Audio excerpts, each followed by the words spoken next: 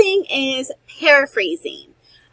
You take the idea from the text, that's what a paraphrase is, and you put it in your own words, but it's much closer to the language of the text or media. So we're going to go ahead and paraphrase practice here together, just like we did before. We're going to go ahead and open up our Google Doc again and start to write this. Okay, so I'm back here on my document that I annotated, and I'm looking at the part that talks about ancient humans and what they ate. And we know that their diets were full of hard nuts, uncooked vegetables, and chewy meats. We know that that was the reason why they could not, or they continued to grow another set of molars, right? Because the jaw sometimes needed that, and that the molars would grind down. And we want this because it's a paraphrase. We're going to paraphrase this whole thing right here.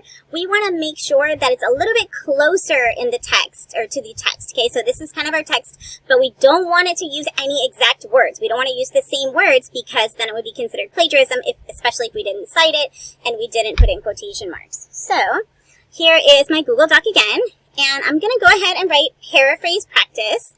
And I didn't mention this, but I mentioned it on the assignment page that there is a very strong pedagogical theory that talks about the I do, we do, you do, and that's a really good way for students to be able to learn things. So this is sort of the I do, we do, and then you do, okay? So paraphrase practice together. We kind of looked at it. I'm going to think about how would I paraphrase that. The purpose of the article continues. Explaining that our caveman ancestors, so I did use the word ancestors, but I kind of threw in the word caveman. We didn't talk about that. I kind of changed this around a little bit, I think.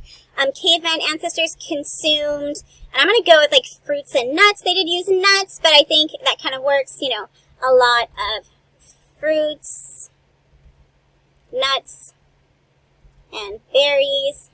They forage types of durable foods lengthened their jaws, making room for wisdom teeth. Okay. So if you did yours slightly different, that's okay, but that's kind of the idea. And then we would go back and look at the text, right? How close we are and whether or not we sort of plagiarized it. Okay, so off camera, I put that on there. And here is the actual text that I looked at. Ancient humans ate tough foods. Their diets were full of hard nuts and cooked vegetables, right? And we did not really use any of the exact same words. And so I think that works, right? We didn't plagiarize. Before I move on to quotes, I just want to take a quick citation break. So for your next paper, for the summary response paper, you're going to actually need to put a works cited page. And I wanted to show you how that works. I got this article from Newsella, which is like a teacher service where you can take an actual news article and make it easier to read so that it can adapt to students wherever you want it to, right? So one of the things that you want to do here is you want to put the name of the author, right? The author's last name, their first name, comma, first name, and then any other additional authors, period. And they go actually first name, last name, right? Then the title of the article, the title of the newspaper, right? So if this was like the New York Times or something like that, it would then go in italics. Here it's via Newsella, edited by Newsella staff, so then that would follow the editor. Version, Lexile, right, which is, we actually did a particular Lexile, then the date published, and the URL. And so I did that here, and here's the example. The only thing that's a little bit off here is that right here, this should be indented, but for some reason I had a hard time doing that here on Canva when I was trying to use that. But you kind of get the idea. We're going to work into this. We're going to talk about it a little bit more as we move forward. But you sort of have an idea of what a citation is going to look like for your works cited. So what about if you don't have all those things? I remember asking my professor the same thing, and she said, you just move in from the side and start with what you have, right? So if you don't have an author, then you move to the next part, which is the title of the work. You don't have a title of the work, which would be very rare. You move to the next thing and just continue to go in, right?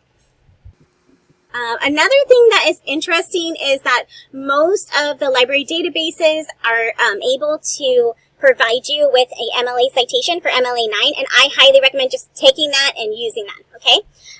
So here was the actual works cited for the Newsella that we did. I was able to do a hanging indent on there, and there you go. Okay, so first, before we move on to quotes, I want to tell you, use summary and paraphrase most often. There is nothing worse than a paper that a student just dumped nothing but quotes in because the paper's not their paper. And as you guys probably have already noticed, I love hearing from you. I like to see what you guys have to say. I mean, it's important for you to respond and join that other larger conversation, but I want to know what you think about it.